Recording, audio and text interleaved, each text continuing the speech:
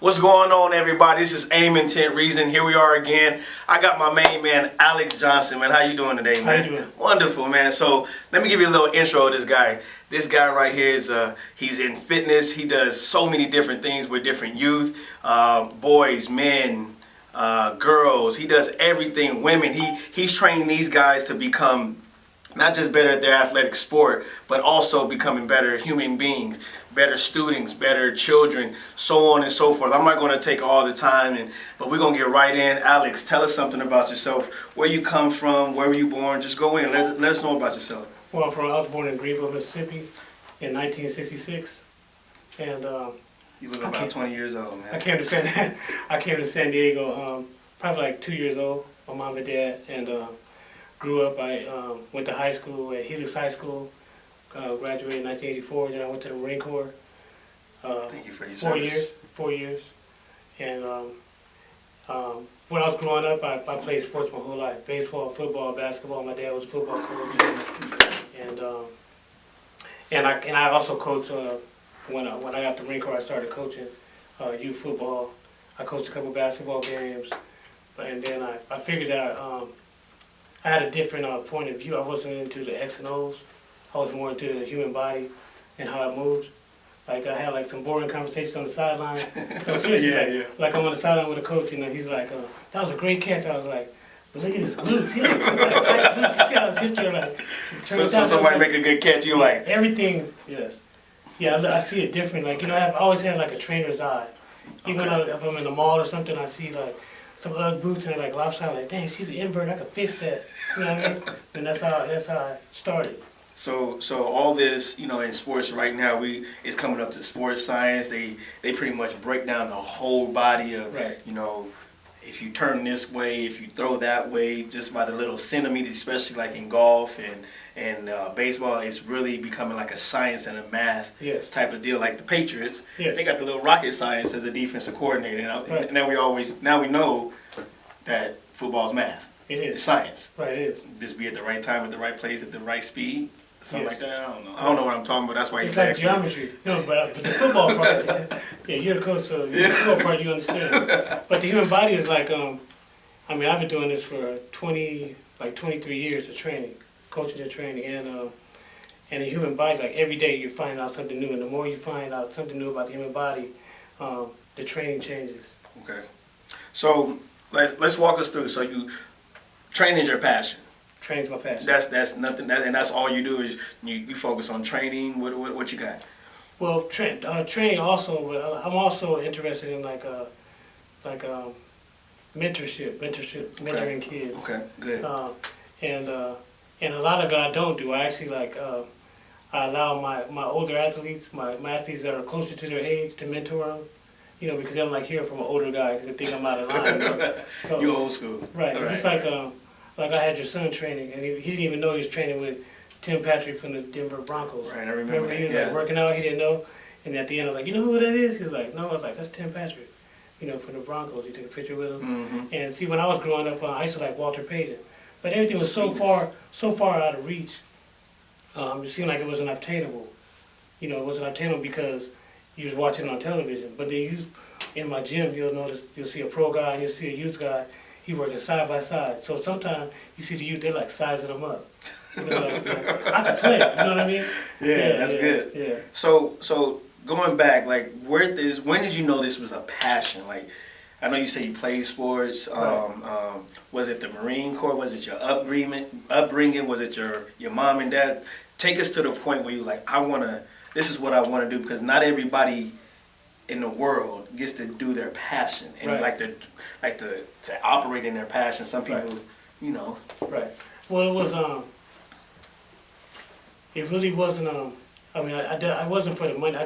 When I first started training, I trained for free. Like I was a coach, and then I had some guys that practice, and some guys were stars and they were good. So I'll take the guys who wasn't that good and I'll work them on the side. Like working on things to get them faster or make their hips mobile. Ankle mobility or something like that, to get them better in sports. And then I went to school at Southwest, and then I went to Christian College for kinesiology, and it's been an ongoing study. I worked with I worked with Todd Durkin at Fitness Quest 10. I was mentored by him. I worked with Adrian Gonzalez, it's Gonzalez Sports Academy for baseball. So I was jib and jab and different kind of types of training, like baseball training, even gymnastics. I learned how to jump and land from gymnastics. I went to gymnastics training just to learn how to land, because so many athletes know how to jump, but they don't know how to land. And most injuries happen when you're landing. You know what I mean? Yeah, so a lot of guys come in like, I want to be fast. But how do you get hurt? You get hurt decelerating. So you have like a lot of track athletes that they run fast the whole season, and they never decelerate. They just coast. You know, you coast and stop. But in sports, you stop abruptly. You know, anytime. Right. And so you have to learn how to stop. So, and before I teach you how to run a 40, I'm gonna teach you how to stop. It's like putting a big old engine in your car with no brakes. Everybody wants the big engine, right? But you got these little cheap brakes. You gotta know how to brake too. You gotta know how to brake, or you're gonna get hurt, or you're gonna wreck.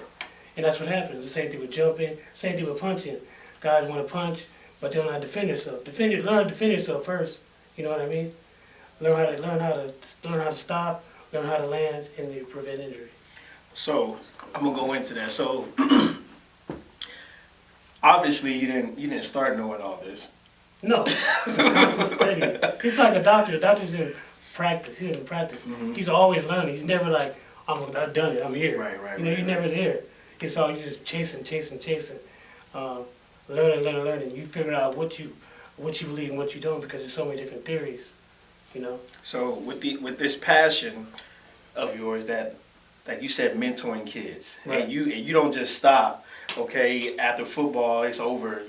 This training, because training is year round, right, around the clock. If I believe you get up at like you start training at what time? 4:30. 4:30. So you have young men and women in the morning at 4:30. At 4:30, and this is maybe even during school or. Oh yeah, I make them get up because my dad did it to me since '84. Since '84 when I went to Marine Corps, I would get up at 4:30 in the morning, and I never stopped. So it's like a habit, and so I try to get them this habit, because when you go to college, you're on the field at 5 o'clock if you're an athlete. You know what I mean? So I have to tell them, like, I know who really wants it. If you can get there in the morning, like I tell you, and you get to college, you're right on time.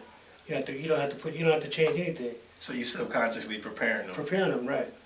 That's without them even knowing. No, I make them get up. If they don't come, I get on them. Yeah, I had a guy, Luis Perez. You know the guy that plays for the Rams? Oh. The quarterback that came from D2, won the Heisman D2. Yeah. I used to yell at him. He'll tell you. Because he used to be late. Like, you're not no quarterback. You come in here late. You're the last one in here. You know, and then the next year he was D2, and now he plays for the Rams. Just like that. Yeah. When it comes to kids, everybody doesn't wake up at 4:30. When I was in high school, no, there's no way you can get me up at 4:30 in the morning. Right. Maybe 6. Right. Maybe. Right. I'll be late to school. So how do you get in these? Because the parents have to take them most of the time. Yes. Right. Okay. So how do you get in these kids' head to not have that excuse it's too early, or I went to bed too late? I don't have to tell them, because they see their peers. The peers are right there in the gym with them, and they see it. They try to emulate what they do, and they're like, I'm gonna get up and work out with him. So it's a culture. It's a culture. Ah, yeah. Okay. High school, I wanted to get out of San Diego, because my friends was dying left and right, you know, and so I came home one day to one of my friend's house in East San Diego. I went to one of my friend's house. I come out the house, I get shot 4 times. So I got shot 4 times, and Wait, let's stay there. Yeah. So you don't gangbang. No, I was in the Marine Corps, and I came home to a party. I was at the Camp Pendleton. I come back. I come out of party, and I get shot. I got shot in the face, hand, shotgun, 2 times. Like half my face was like hanging off, and I fell 2 stories to the ground, and I was on the ground, and I got shot again, and then I was just laying there. And this is like really like. People always talking about, you know, why you believe in Christ, and like, you know, like, after I got that. So I was on the ground. So I know, I was laying on the ground, I could hear the guy saying, hey, make sure he's dead. So what would that make you do? Get up and run, right? But God was like, comforting me, like, just lay still, just lay still. So I lay still, and the last shot, they didn't get off. I thought they were going to shoot me in the back of the head, so I'm just laying there. And the last shot hit me in the bottom of the feet.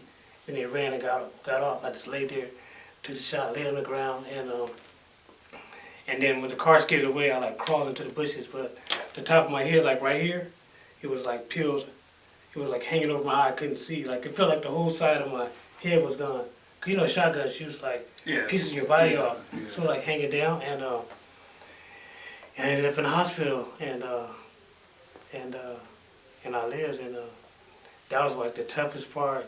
'Cause after that, I wanted to get away from that. I got out of Southeast after that. How and this is when you was It was in the Marine Corps. 3rd year in the Marine Corps, yeah. 3rd year in the Marine Corps. Yeah. And Went to a party in San Diego so did you so as a Marine, as a Marine. like you're out there training to go to war. Right. Came home on leave Yeah. to relax, enjoy your time, being young, Right. and got hit 4 times. Yep. On Estrella Street in East San Diego. I never went down the street ever again. It's still to It, this feel, day. it feels weird, like going through Oakland Boulevard, like by the area, like did I leave something there? You know what I mean? Like Right. it's a weird feeling there. And San Diego was bad. I mean, they were shooting in clubs left and right in the '80s. You know, there was always shootings. And you just No, it was tough. I used to jump on the ground all the time. Like I was like gunshot after that, and I was kind of paranoid for a while. Yeah. so you're 22, 23 years old and you're out the Marine Corps. Yeah. So you're out the Marine Corps. What do you do? Oh, that's when I started. I started coaching and training, and I used to work on like tree climbing. I used to be a climber. So I'm not making enough money training. I coached the Skyline first, and then I coached all the way up to a team all the way up to midget, and I used to train on the side, like in the parks and all that stuff. I went through all that, you know, the parks. You see a lot of guys doing that now. I was doing that, yeah. So would you say that's like the foundation? The foundation was like in the park, yeah. Well, the foundation was I'll coach the players, and then the guys that needed help, I'll train them on the side. And then I ended up training the parents, all that kind of stuff. Then I went to Southwestern College. Then I went to San Diego Christian College. So this you're training kids and you weren't making enough money. Like you said, the money wasn't right. No, the money but the passion was there. Yeah, the passion was there. But I wanted to help the kids because a lot of kids couldn't afford it anyway. So I was like kind of training a lot of guys like really for nothing, a lot of them. And then I ended up coaching track with San Diego Panthers. His name is Randy Thompson. I wanna dive into your mentality because already you already showing mental toughness. Just on we haven't even got to the business side. Like just on your childhood, on your you've been hit a couple of times, Right. and you get back up every single time. Right. What's the mentality of that? Like everybody cannot continue the course. Like I used to chase money. Like the thing was like I need to make some money, I need to make some money, I need to make some money. And then I started seeing that I wasn't getting the money. So I started chasing perfection. I started saying, okay, I'm just gonna keep doing the best I can and try to get the best out of this client or the best out of this kid, and then it comes. Like the money came. The money comes from I mean I get gifts all the time. I mean I got like Ruth Chris cards a day, you know, on my desk. I didn't even know they have gift cards for They got Chris. gift cards. Yeah, for real, I got one. It's in my car right now. Yeah. But I'm telling you, They're like, not $20 gift cards either. no, they're hundreds. That's a French fry. Yeah, they're a lot. Yeah. But I mean, and that's how it went. Like, I mean, I just started giving. I mean, I wasn't even thinking about the money no more because people will pay you for doing the great stuff. You know, like your best, giving your all, and that's how I gave my all, and then it just keeps coming. And like I've trained like 2 generations, a father, his son. You know what I mean? You know, stuff like that. Niece and uncle and nephew. You know, they'll bring their kids and just keep going around in circles. Listen, I love the fact that you're sitting here talking like you come from a hustling mindset. Like Right. You're a paper chaser. Right. But the paper chasing only leads to No. no paper. No, it doesn't. No, if you just start, the more you give, the more you get back. Like, and that's how it went. It's like, and you can see it. Like, the guys you spend all the time with, and they make it. They take care of you. You know, and people take care of you because you're doing good, and they're like, oh, you did. My son, like today, like I have a son, like I have a kid. Like I either listen to gospel rap or I listen to like motivational, positive stuff, Eric Thomas, stuff like that. My man. So parents was like the other day, she was like, well, not even the other day, like a while ago, she was like, hey, I took my son's headphones off when he was asleep, guys, leave him playing on. He was playing Eric Thomas. So the next morning she says, what do you get? She's like, Coach AJ, he told me like, yeah, just don't be filling your head up with a whole bunch of junk. Cause I showed him like, sometimes like, I'll see like bad stuff happen. I'll like make an example. Like I'll get a glass, I'll have like some milk in it or something, and I'll like pour the water in there. See this right here? If you keep putting dirty milk in there, it keeps being milk. But I put this water in here, watch what happens. The water goes to the bottom, push all the dirt out. Same with your ears. Push all that bad stuff out your ears. And some of the guys love it, and some of the guys like, I want to listen to this, I want to listen to that. Okay, listen to it, that's fine. But when you're in a hole and when life's on the ground, you're going to cry out to some gospel. You know what I mean? No way he going to get you out. He ain't going to make you feel better. You know what I mean? Really. That's true. We down your knees burnt out, I guarantee you're going to be like, God. You really That's the first thing. Every time, yeah. You're like, God, I promise. Yeah, I guarantee you won't say no way. You won't say, hey, no way. If you just let me live there, Yeah. it ain't Lil Wayne. No, yeah, so. And you get these kids when they're young, and I like, man, I wish I thought like some of these little kids Yeah. do that. Like if I thought like when they were young, when I was that young, Another story. Another story, yeah. Another story. So are you? Let's just get this out the way. You don't live vicariously through these kids. No. Not even close. No. You're doing this strictly out of you want to see these kids develop in so many fashions of life. And that's part of the payment is like when they call you on the phone and say, hey coach, that workout was easy today. I had a kid today for San Diego State. He's a walk-on, Jesse Matthews, and he sent me a picture of his gloves. And his mom sent me says, oh, he went against the sophomore safeties and he did good today. The coach liked it, and that kind of stuff. That's another way of That's your fulfillment, right? That's my fulfillment right there. Like when they accomplish it, like helping someone accomplish their dream, it's like that's everything, you know. The mentoring sessions of it, like the lasting lessons. Right. Do you get any pushback from parents? Any pushback from like I want to know where the ugly, because I know it's the ugly side of it. The ugly side is not with the parents. The ugly side is with other trainers.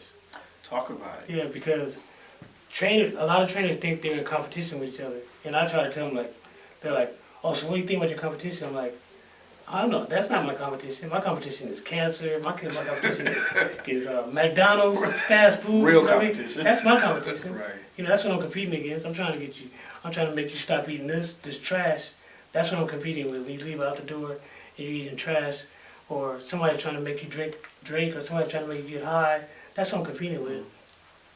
And the ugly side is that trainers don't understand that. You know what I mean? And that's one other thing I learned when I was in the Marine Corps is like, you got to know your enemy. You know what I mean? You're not my enemy. We're in this together. All these trainers, like, we're in it together. You can't train everybody. Right. You know what I mean? You can't train everybody. You talk to my trainers that work with me. I give them clients all the time. Some of my trainers in there, they never got a client on their own at all. I'm like, here's another client, here's another client, here's another client. You know what I mean? And most of my trainers, well, all of them except Applewhite, I got them through college. I trained them through college. Wow. So talk about, let us know, because your gym, like, is that where it started? Is that, like, I want to know the creation of that. Oh, like how did I start it? Right. I worked for a lot of different gyms first. I started with myself in the parks. But I started my gym from scratch though too. What happened was one of the gyms I was working, I'm not gonna name the last one I worked in, but I had a girl I was training. She was a tennis player, and I was doing some agility stuff with her. So it was like a speaker right by her ear. So the speaker's like going off like encourage me left to right, left to right. So the owner of the gym's gonna say, I tell her, I'm like, hey, could you change that music? She's like, no. You know what I mean? Like, oh, there's a little girl in here, like, I'm not good with it. So what I did was I went to my pastor, Terry Brooks, and I was training him then too. And that was I've been at that gym, owned my gym for like 7 years. I think it's 7 years now. We were in that gym in Chula Vista, and I was like, man, I'm thinking about getting my own gym. He's like, do it. Just like that. I was like, man, I don't have all the equipment. He's like, man, just go open it. And I opened it, and it came, and stuff just came one after the other. Everything in my gym is paid for. Nothing is leased or nothing has payments on it. Everything is paid off. So it's yours. I have 3 Vertimax in there. It cost like $4,000 each. All of them were given to me. All the Vertimax were given to me. 2 of them were given to me by a parent coming in is like, the last one, a parent's like, I bought this Vertimax trying to get my son working out. Forget it, I'm just gonna give it to you, you train him. Because the father couldn't deal with it, with the son. So I guess, stuff happens like that all the time. And everything I get, and that happens left and right. That's crazy. Reason I'm asking you, because I know you're, like in this gym, your favorite scripture. Oh yeah. Hebrews 12 and 11. Hebrews 12, 11, yeah. Right? And I love what it says. Yeah. I love what it says, because we look at discipline and we stray away from it. Right, you wanted discipline, yeah.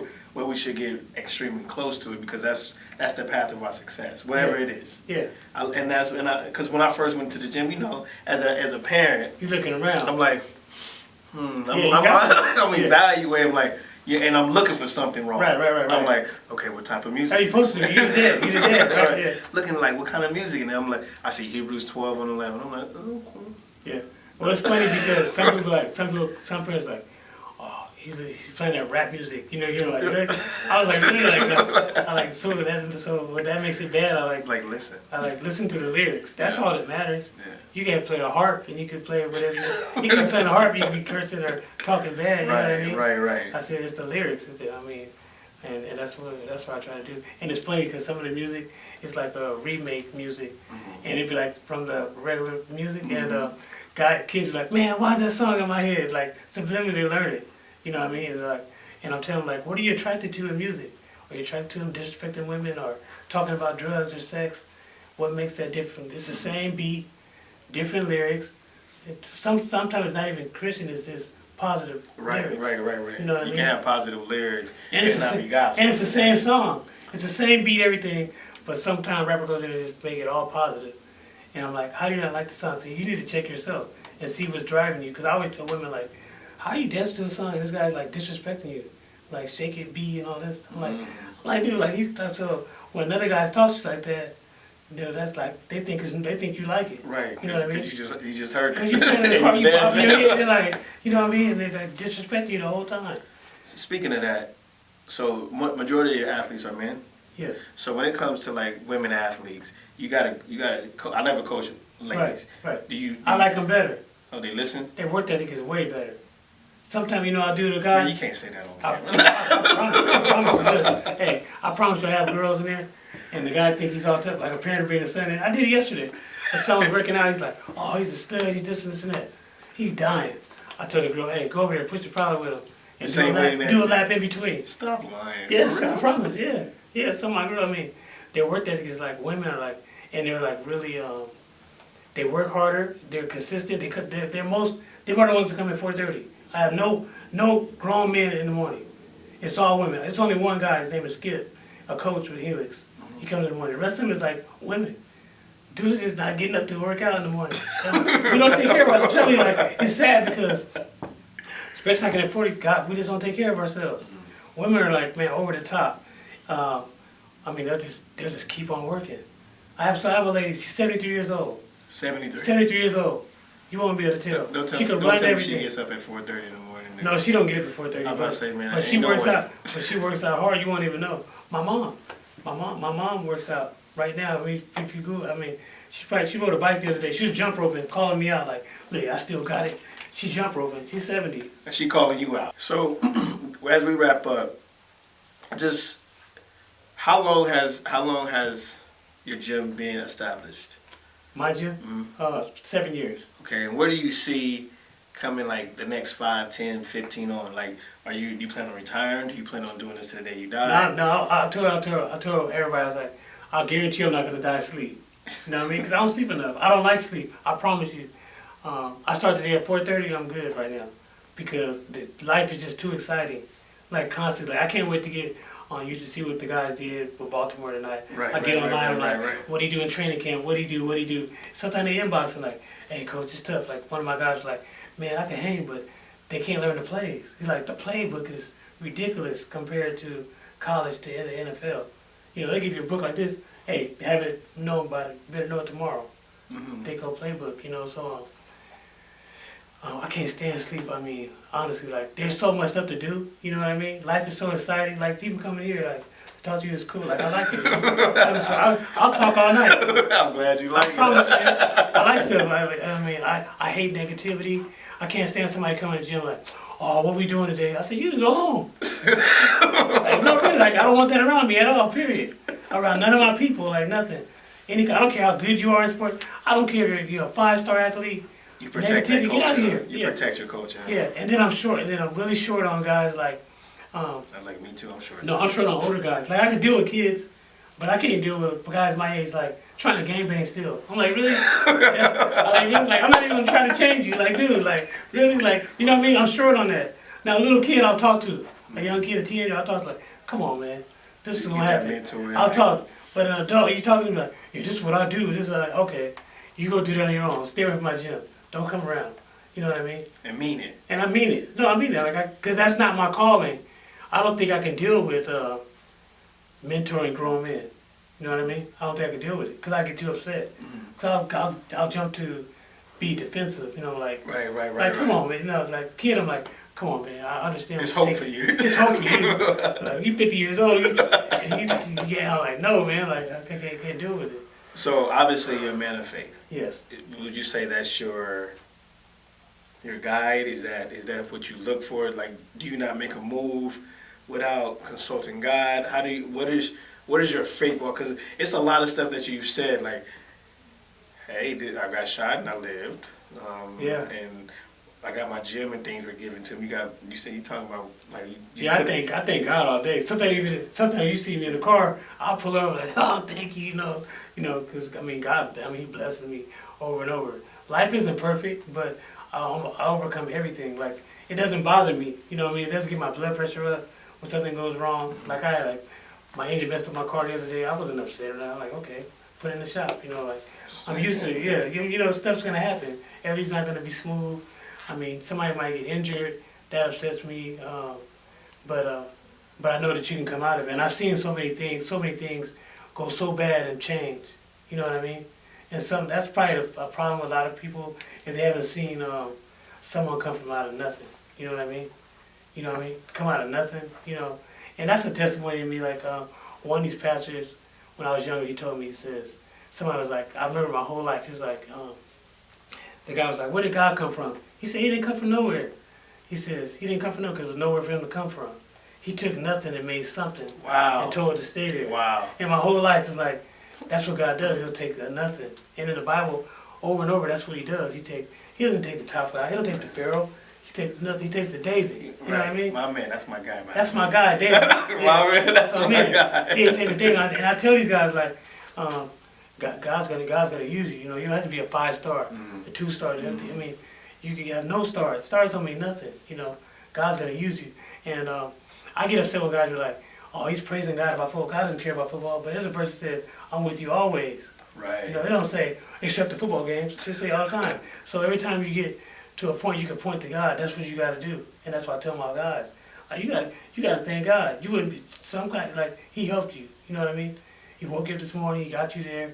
You're strong. You're healthy. Some guys can't do it. So many guys want to make it. There's millions of youth football players. Mm-hmm. I think the other day they had a number was like 100,000 players in youth football, right? Wow. Yeah. So for me to have, like, I know I have at least 13 in the league. Like, it's like I can't even comprehend it. You know what I mean? Because I remember my kinesiology teacher telling me, like, oh, you're not gonna get any NFL players. That's rare. That's hard. No, I'm not gonna get them. I'm gonna make them. You know what I mean? Like, I'm gonna build athletes up and I'm gonna have athletes come that I've worked with from young to old that makes it to that level. You know what I mean? You one of my favorite books, because you almost remind me, I've never met him in my life, but one of my favorite books is Relentless by Tim Grover. Okay. And his story about where Mike was and where Kobe was and Dwayne Wade were at the time where he met them. Kobe, everybody knows Kobe lost, well, not everybody knows, but he lost coming in the league. Mm-hmm. Same thing with Dwayne Wade, lost when he came in the league. But the kinesiology, and they said, you're not going to be able to do this, you're not going to be able to do this. Right. But created these monsters of athletes, mentally, for one, and then physically because they train them. Right. And the same thing is what you're doing is you're not this cookie cutter trainer that says, okay, do that 10 times, do that 5 times, do this 12 times, and then see me. No, no, that's not to get you better, because that's what the thing is like. It's just like regular schools, you know, like compared to a private school. Right. You know what I mean? Specific and direct. Yeah, and it's everything. I mean, in the classroom is so big in the regular classes that the student can't get direct information from the teacher. You know, like one-on-ones or nothing like that. So that's what trainers are able to do, and that's why I know we'll be around. Trainers will be going forever because everybody needs that. A one-on-one is just completely different from a group training. You know what I mean? Right. Just like in a classroom, like a tutor. Like you have a tutor in the classroom, so I figure we're like a tutor for an athlete. You understand what I'm saying? Okay. So we're gonna wrap up. I'm gonna hit you with a couple questions. Okay. As soon as they come to your mind, just talk about it. Biggest piece of advice to stay in the game? To stay in the game of training or to stay in the game of sports? Life. Because if you look at it, entrepreneurship, job, parenthood, marriage, business, athletics, it requires almost the same mentality to last. I'm gonna say, do what you love. Do what you love, because I mean, if you love it, it's just like a girl. Like guys stay up all night, right? It's funny though, right? Ain't that funny? You stay all night for a girl, right? But in the football, you're like, I'm tired, this and that. You don't love it. Don't do it. Don't do it. Wow. The ones that love it, you can tell. The ones that love it, they do their homework. The ones that love it, they do what it takes. You do what it takes to get it. Just like a girl, you're gonna do whatever it takes. Yep. You know what I mean? Miss the game with the homies. Yeah, cuddle up. you're gonna do whatever it takes to get it. And the same thing with what your dream is. It's something that you want really bad. You're gonna work hard for it. If you don't really want it, or you don't really want to work, and you're grumpy about it, I would do something else. Okay. Biggest obstacle at this present moment? It's stand by. Like I can't stand the vibes. Like I told you, like I can't stand this is the time of year where other guys you had for a while. They're going to college or they're going to the league, and they're leaving. Like I don't have nobody on the West Coast. I have Detroit, Tampa Bay, Miami Dolphins. Everybody just leaves. Chargers left. Man. Chargers left. I was always wishing somebody. Man, you can't. It's just like that. What's the one piece of knowledge or advice that you would give someone to not only just follow their passion and do what they love, but when it gets hard to push through? I say, like I tell the athletes, like growing up, like I want to do everything for my dad, right? But when I'm mad at my dad, though, I got an attitude, so I'm like barely walking, don't want to do my homework, you know what I mean? So if you do everything for God, everything you do, like, I'm doing it for God, you know what I mean? You're not going to let God down, you know? Because if you're mad at your girlfriend, you're like, I ain't even coming home. I'm not even going home. You know what I mean? That attitude, like, I gotta be right. You want to be a good husband, like, I'm going to go home, you know? I'm going to be the best husband for God, be the best person for God, be the best friend for God. Forget about trying to satisfy everybody else, because when you're upset with them or they're upset with you, you're not going to do your best. And so I say, even as far like that's why you see a lot of things they'll say on my page, they'll say, I play for Jesus, or you know what I mean? And that's kind of the way to live. All right, cool. Favorite book? My favorite, the Bible. Since we're talking about the Bible, what is Hebrews 12 and 11? If you go to this gym, it's everywhere. It's like, it's no discipline is fun while it lasts, but pleasant at the time, not pleasant at the time. Later, however, it reaps the joy of happiness for those who are trained by it. I love that. Yeah. Like if you listen to the words, like he always talks about not the beat, like the music you listen, but listen to the lyrics. Yeah. And those lyrics are something that you live by. Right. That Bible is, like I love you said, do this for God, because man will change. Yeah. Make you. If your boss is mad, you bad at work, huh? Or you got to struggle to be happy. Yeah, you do. Like. Yeah. But last piece, anything you want to say, anything that you want to add to before we go ahead and wrap it up? No, I think we touched everything. I think so too. We touched it. You did good. So check it out, man. I got my man Alex. Man, I'm glad to have you. I Thank you. appreciate it. But this is not going to be the last one because obviously we're going to do like a part 1, part 2, part 3, maybe some, you know, some of the guests he has talked about and some of the athletes that he's actually trained to find out how hard, because you know it's always two sides of a story, right? Oh, no. So we'll talk about how much of a mentor he is and his journey with these kids. Some maybe get some of these kids in here and talk about it and find out what you really do on them. Okay. Deal? Yeah. All right, brother. Appreciate you, man. Hey, thank you. And you guys have a good day, man. Remember, hey, don't quit. No matter how hard it is, don't quit. No matter what people say. This is a living example right here. Continue to love life, continue to love God, and watch everything come true. We out of here. That's it. Thanks. No, thank you.